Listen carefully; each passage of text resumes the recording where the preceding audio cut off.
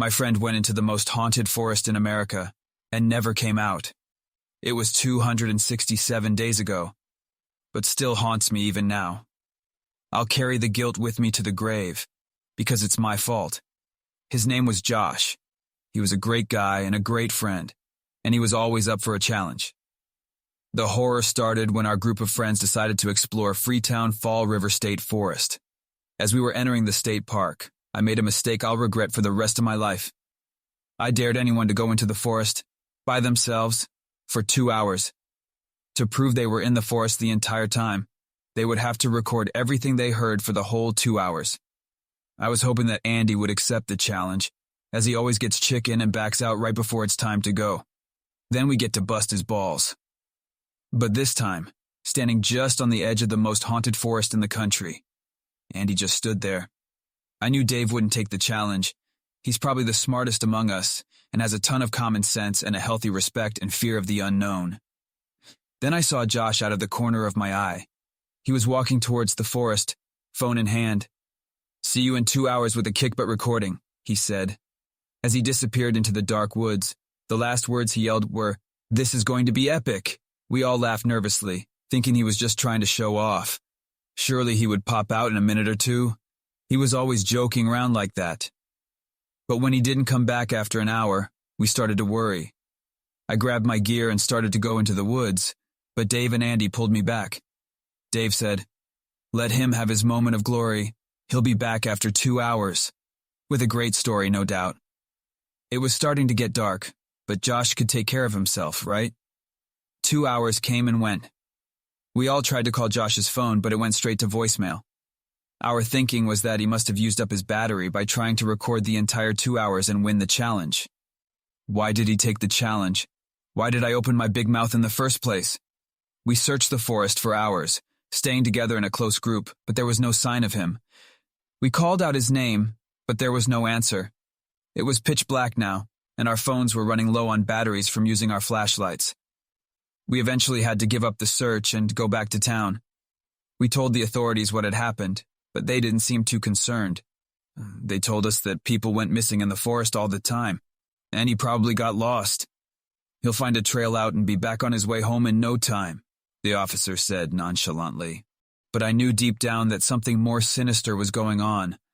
That forest was known for its dark history, for the multiple murders that had taken place within its borders. And I just couldn't shake the feeling that Josh had fallen victim to some kind of evil force. The police finally took Josh's disappearance seriously after his parents reported him missing the next morning. They called off the search after a week. No evidence of Josh or his belongings was ever found. As time went on, I became obsessed with finding out what had happened to my friend. I started doing research on the forest, reading up on its history and the legends that surrounded it. I discovered that there had been reports of strange noises and ghostly sightings in the area where Josh had disappeared. One night I decided to go back to the forest, armed with a flashlight and a determination to find answers. Josh had disappeared taking the challenge. My challenge. Now it was time for me to man up and take the challenge myself. I couldn't live with the guilt anymore. Josh went into the forest because of my dare. Now I was going in to find him. It was a cold, dark night, the kind of night that made your skin crawl, but I pushed on, driven by a need to know what had happened to Josh. I was somewhat prepared. I had camped a bit as a Boy Scout, so I had my gear: a lightweight tent, sleeping bag, water, enough food for 2 or 3 days, a lighter, and a machete. The machete was for cutting firewood, but I was prepared to use it if anyone, or anything, got in my way of finding out what happened to Josh. As I walked deeper into the forest, I turned on my phone's recording device. That was part of the challenge, right? I came prepared with a second battery, but I still needed to be careful. I started walking faster to warm up a bit, and the trees seemed to close in around me, the darkness pressing in from all sides. I heard strange noises, whispers in the wind, and footsteps that seemed to follow me wherever I went. I was terrified, but I couldn't turn back.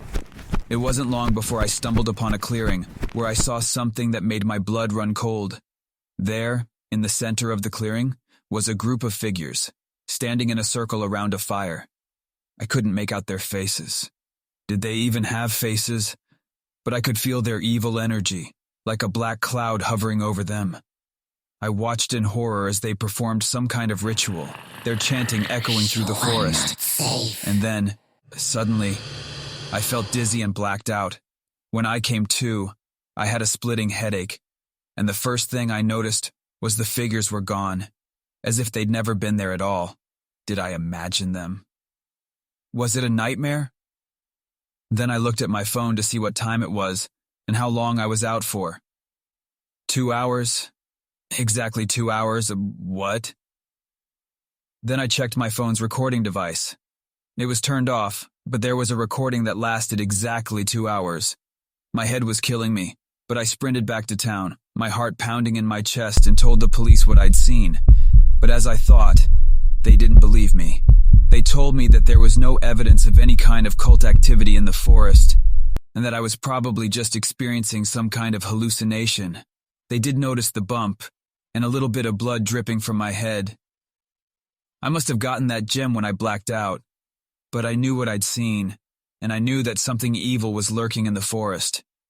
Josh's disappearance remains a mystery, but I'll never forget the terror I felt in that haunted forest, or the feeling that something ancient and terrifying was watching me. Then I remembered the recording, the 2-hour recording. I forgot all about it. I must have hit my head harder than I thought I did. I went to play the recording on my phone. As it started, I froze in fear. Then a wave of absolute terror came over me. I see